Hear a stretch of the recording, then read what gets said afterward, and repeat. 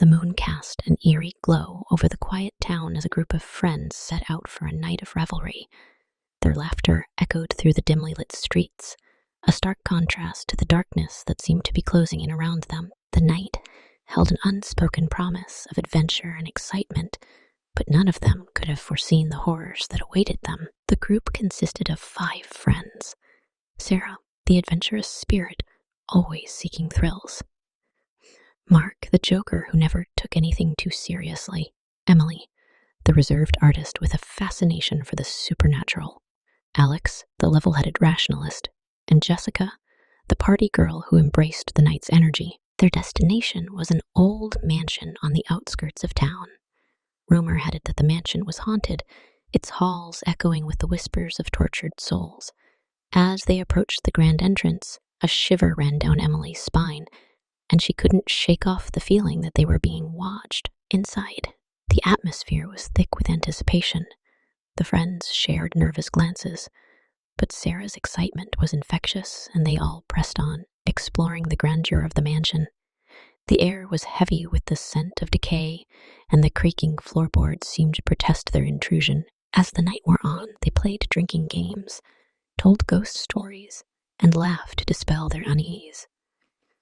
But with each passing hour, an unsettling tension grew in the air. Emily's unease deepened, and she began to notice odd occurrences, a shadow moving just out of sight, whispers that vanished as soon as she turned her head, and fleeting glimpses of figures that vanished when she blinked. Mark, determined to prove his skepticism, suggested they hold a séance. Emily reluctantly agreed, and they gathered around a table, their fingers lightly touching the planchette of a Ouija board. The room seemed to grow colder as they asked questions, and to their astonishment, the planchette began to move on its own. Letters were spelled out, forming a chilling message.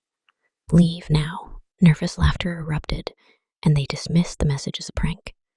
But the room's temperature plummeted further, and the air grew thick with an otherworldly energy. A sudden gust of wind extinguished the candles, plunging them into darkness. Panic set in as they fumbled for their phones, using their feeble screens to light the room. Their heartbeats echoed like drums as they made their way to the front door, only to find it jammed shut. Dread clung to them as they realized they were trapped. Sarah's bravado wavered, and even Mark's humor couldn't mask the fear in his eyes. Emily's earlier unease turned into full-blown terror, and Jessica's party girl facade shattered as she clung to Alex for comfort. As the nightmarish hours passed, their bonds strained under the weight of fear. Whispers grew louder, and shadows danced in the corners of their vision. Every attempt to escape was met with failure, the mansion seemingly morphing around them, its corridors shifting like a labyrinth designed to ensnare them. They stumbled upon a room that seemed to pulse with a malevolent energy. In its center stood an ornate mirror, its surface reflecting distorted images of their horrified faces. Emily's curiosity got the better of her, and she stepped closer, her breath fogging up the glass. But what she saw in the reflection wasn't her own face. It was a twisted, contorted version of herself. Grinning maniacally, with a blood-curdling scream, Emily stumbled back, and the mirror shattered into 1,000 shards. The room plunged into darkness, broken glass crunching underfoot. A chilling silence followed, broken only by the sound of their own labored breathing. In the distance, they heard a faint whisper, a chilling melody that seemed to seep into their very souls. They followed the sound, driven by a compulsion they couldn't resist. The whispers led them deeper into the mansion, where they discovered a hidden chamber, adorned with macabre decorations, an altar of bones and candles. The realization hit them like a sledgehammer. The mansion was a vessel for a malevolent entity, a place where it fed on fear and trapped lost souls.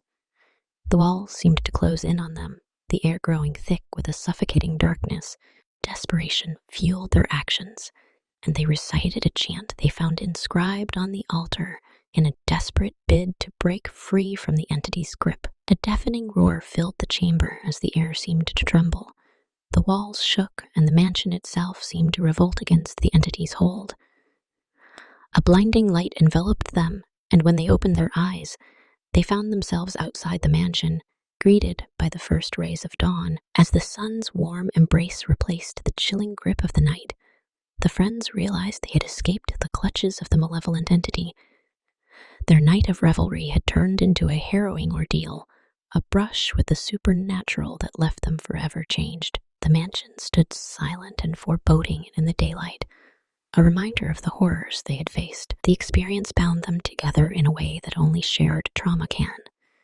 The memory of that night lingered in their minds, a constant reminder of the thin veil that separates the world of the living from the realm of the unknown.